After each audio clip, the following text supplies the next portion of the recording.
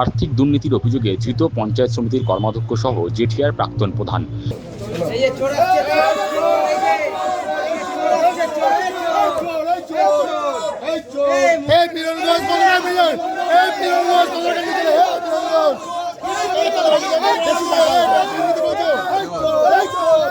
নৈহাটি বিধানসভা কেন্দ্রের জেঠিয়ায় সজলধারা জল প্রকল্পের টাকা তছরূপ সহ সরকারি খাস জমি লুটের অভিযোগে ধৃত ব্যারাকপুর ১ নম্বর পঞ্চায়েত সমিতির কর্মাধ্যক্ষ মিলন ঘোষ।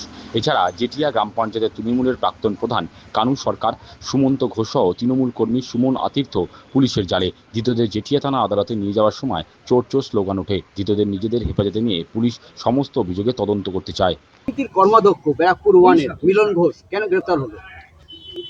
উনি এখন কর্মাধ্যক্ষ, তবে আমি যখন নতুন অথবা ৩ বছর আগে, সেটা তার ব্যাপার, আমি দলের ব্যাপার তো আমি জানি না তৃণমূল দলের কি কর্মাধ্যক্ষ ছিলেন। আমি ওনাকে যেটা জানতাম, আমার আমলে উনি ছিলেন ব্লকের সভাপতি এক সময়, আর ব্লকের সভাপতি থেকে উনি এই দুর্নীতিগুলো করতেন। কীরকম দুর্নীতি? মিলন ঘোষ দুর্নীতিগুলো করতেন কিভাবে? লোককে ব্যাংকে লোন দেওয়ার নাম করে, বিভিন্ন ব্যাংকের সঙ্গে ওনার কি যোগসূত্র ছিল জানি না, তাকে লোন দেওয়ার নাম করে উনি ডাকতেন, ডেকে ডেকে তাদের কাছ থেকে একটা চুক্তি হতো। গরিব মানুষ হোক আর বড় লোক হোক, তারা বিভিন্ন প্রকল্পের জন্য হয়তো লোনের জন্য যেতেন, কোনো কিছু প্রয়োজনে যেতেন, কিন্তু উনি অর্থ ছাড়া কিচ্ছু বুঝতেন না। অর্থটাই তার কাছে সর্বস্ব ছিল।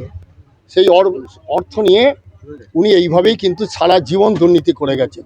আর বাড়ি ভাড়ার লোক মিলন ঘোষকে আজকের থেকে না, অনেক দিন থেকে চেনেন, যে এই কতখানি দুর্নীতি পরায়ণ। প্রাক্তন প্রধান কানু সরকার, হ্যাঁ, উনি ওর দুর্নীতি তো পঞ্চায়েতের কী ধরনের কাজ করেছে, কোথায় দুর্নীতি করেছে, ওখানকার মানুষ বলতে পারবে। আমি এটা কাঁপাচাকলা পঞ্চায়েতের দায়িত্বে আছি এবং আমার গ্রামটা হচ্ছে কাঁপাচাকলার মধ্যে।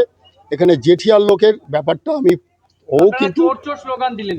হ্যাঁ, স্লোগান চোর চোর দেওয়ার কারণ আমি এইটুকুনি জানি, পশ্চিমবাংলায় সরকার পরিবর্তনের পরে শুভেন্দু অধিকারীর নেতৃত্বে যে সরকার তৈরি হয়েছে, এই সরকার কাউকে এমনি কাউকে ধরাচ্ছে না। কোনো প্রধান, প্রাক্তন হোক, বর্তমান হোক, কেউ ব্লক সভাপতি হোক, যারা ধরছেন, পুলিশ যাদের অ্যারেস্ট করছে, তাদের বিরুদ্ধে পুলিশের কাছে লক্ষটা হয়তো প্রমাণ আছে।